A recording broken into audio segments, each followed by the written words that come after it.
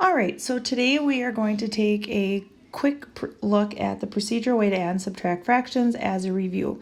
This should be completed after you have a good understanding of adding and subtracting fractions with a visual model like fraction circles, fraction bars, things like that, a number line, just so that we're at the point of more efficiency, but you have that visual to tie it back to. As we've explored adding and subtracting with visual models, hopefully the thing that you remember the most is that we must have a common denominator. And what this means is that we have to make equivalent fractions with the same denominator.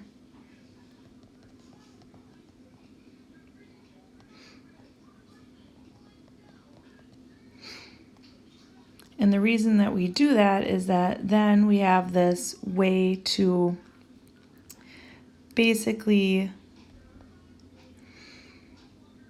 create a fraction that can be named in a common way. Once we have a common denominator, we need to remember that we are going to only add the numerators, which is the top, and we're going to keep the common denominator.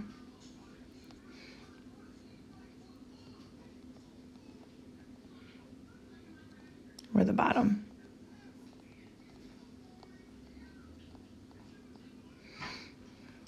So let's look at an example. So here we have the fractions 4/5 plus 5/6. If you notice, there's a picture of an apple and then there's a picture of an orange. So the way to think about it is they are two different types of fruit, but they're still fruit. So we're going to put them together. So I'm going to think through what could be a common denominator. Well, I know that 5 and 6 can both go into 30. So 30 can be my common denominator. So I'm going to take 5/6 and I'm going to multiply that by 5/5, and I'm going to take 4/5 and I'm going to multiply that by 6/6 because that's essentially 1, creating the fractions of 24/30, which is equivalent to 4/5, and 25/30, which is equivalent to 5/6. Now that I have a common denominator, I have a way to express both of my fractions in a common way. And now I can just put my pieces together. So 24 plus 25 gives me a total of 49. But my denominator is going to stay the same because it still takes the same number of pieces to make a whole. In this case, it would be 30. This would be a case of a fraction greater than 1 or an improper fraction. So if we wanted to and we were in context, we could then simplify it or change it into a mixed number. So in this case, 30 can go into 49 one full time. And then there is 19 left over out of 30. Since 19 is prime and can't go into 30, our final answer would either be 49/30 or 1 and 19/30. So one thing we always want to remember is we're always going to reduce your answer to its lowest terms. So you want to think about making sure that you are dividing out anything that you can. Mom, I'm done. Mom, I'm done. Mommy. Mom. Mommy. I'm done. So I'm going to apologize about that. That was just Gavin coming in to say hi. So now let's look. One thing I want you to really remember that we've been focusing on is that, especially when we're doing operations with fractions and eventually decimals, is we want to use that estimate to help us make sure that we are doing what we need to do. So remembering that when before we tabulate, we want to estimate. And to do that, we're going to round fractions to the nearest 0, 1/2, or 1. Kind of like when we were comparing fractions. So examples of what would round to 0, 1/2, or 1. Fractions like 1/4 would be closer to 0, 2/13, 1/8, 2/9. Those types of things would be fairly close to 0, so we could think about them in terms of that. Fractions close to 1/2 might be like 4/9. It might be like 6/13. It might be 11/23. We could use a fraction like 8/15. All of those would be approximately 1/2. And examples of 1 would be ones that are fairly close. So things like 18/20. We could do 4/5.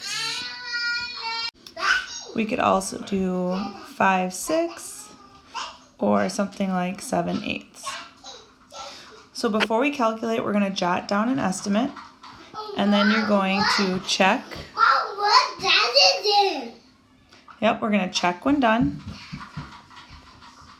And if it's not in the neighborhood, we want to fix it. So if it's not generally close to what your estimate is, we want to make sure that we are making that correction. So for practice number 1, first thing we're going to do is we're going to get an estimate.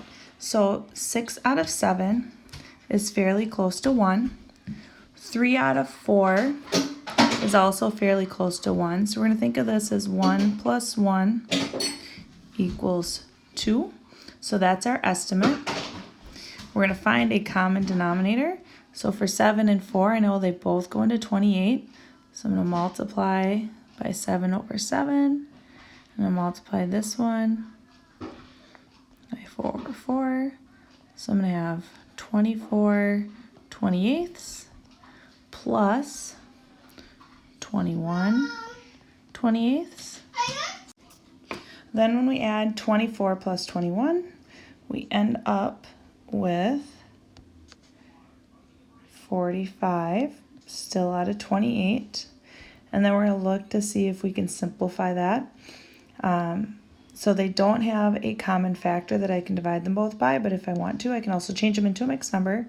28 goes into 45 once, with 17 left over out of 28. So why don't you pause the video and see if you can do the subtraction one on your own. All right, so with the subtraction one, 7/8 again is pretty close to 1. 2/3 is a tricky one. You could either look at it as 1 or as a half.